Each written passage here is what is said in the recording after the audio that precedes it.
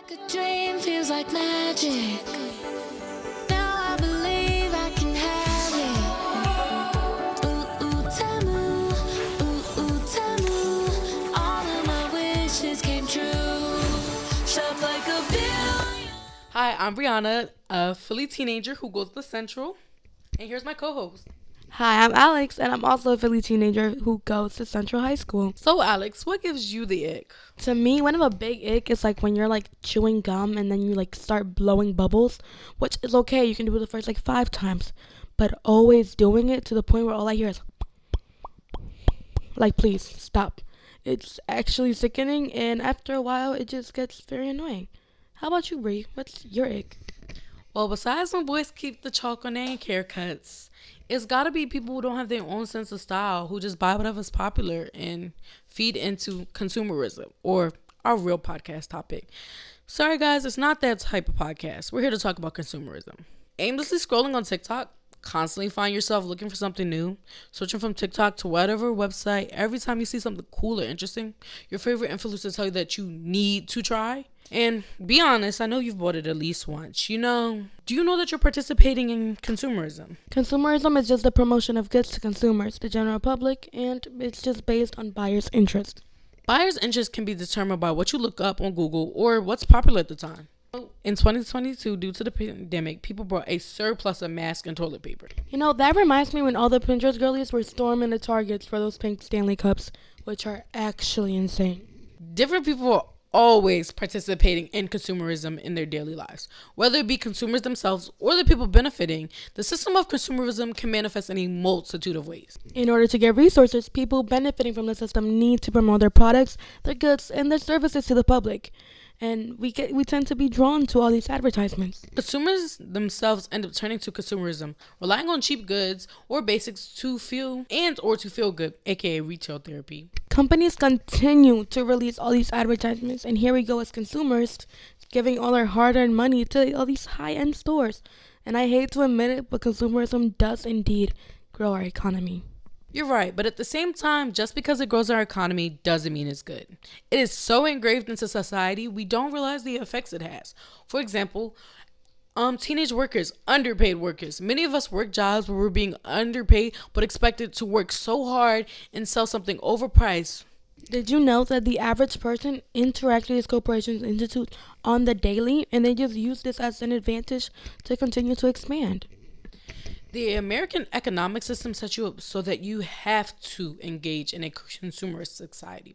For example, recently social media is an efficient and an accessible way for large corporations to advertise their products to an extremely large audience and in an extremely short amount of time. Consumerism has become an overexpanding aspect of social media with the help of online shops.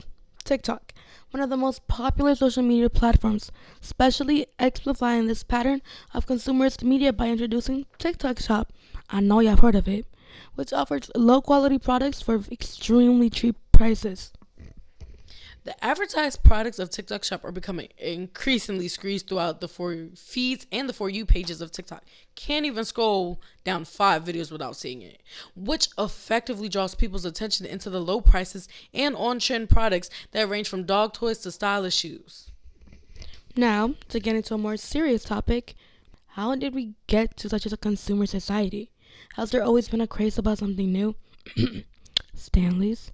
But in order for somebody to say this topic is a little bit more serious, so we have a special guest here who will be telling you about this. So please give a special thanks to Isa. Following the end of World War II, the United States emerged as an unquestionable capitalist power of the world.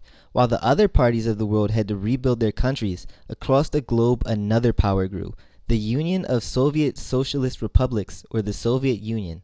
As a self-proclaimed socialist republic, they stood against the entire economic system that was turning the U.S. into a superpower. This era is often known as the Red Scare, as the U.S. had to fend off the allure of communism.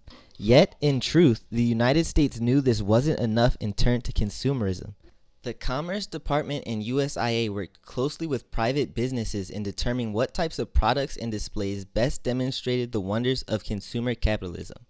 U.S. exhibits usually featured a typical furnished house, manufactured goods and appliances, mail order catalogs, as well as a television and a motion picture show. In a 1956 survey, the United States Information Agency, or the USIA, found that not only was defeating communism a struggle at home, the appeal of capitalism overseas was dwindling as well. 1,665 entrepreneurs in India revealed generally unfavorable attitudes characterizing capitalism as a system marked by worker exploitation, high unemployment, oligarchy, and a general lack of social responsibility. For those reasons, they did not view capitalism as a suitable system for their nation. As a response, representatives from more than 140 American firms displayed their products under the general theme of the Fruits of Freedom at the Constitution Fair in Bangkok, Thailand in December 1954. The Commerce Department and USIA worked closely with private businesses in determining what types of products and displays best demonstrated the wonders of consumer capitalism. U.S. exhibits usually featured a typical furnished house, manufactured goods and appliances, mail order catalogs, as well as television and motion picture shows. Their goods included the latest construction and road building equipment, a Chevrolet Corvette, toys, household goods, medical supplies, and air conditioning. The message that the Soviet Union could not match such material bounty, political freedom, and cultural vibrancy was hardly settled.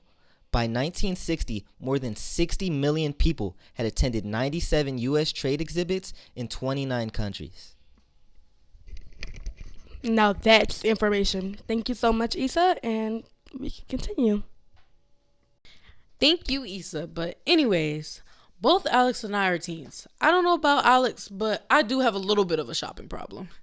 I was sitting on my couch about to buy something new before I realized, why am I buying this? Is it because someone in my class had it, or because I saw someone on TikTok had it? Yeah, I might have a little problem, but let's say, for example, when I was young, I used to love watching YouTubers play Minecraft.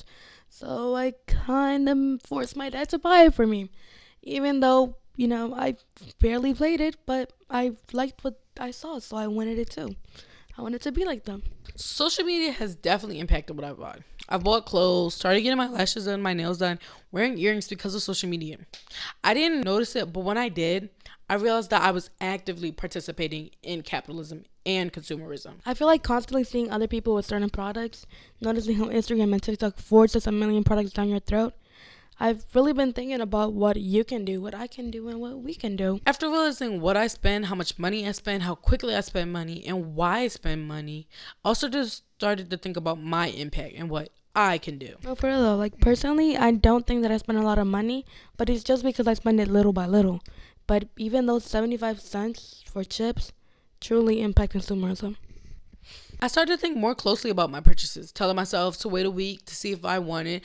I think other people like me can do this and limit their spending and their impact on consumerism. In conclusion, we should just stay mindful on what and how we spend our money. Because yes, we might not be able to end consumerism without capitalism, but we could definitely try.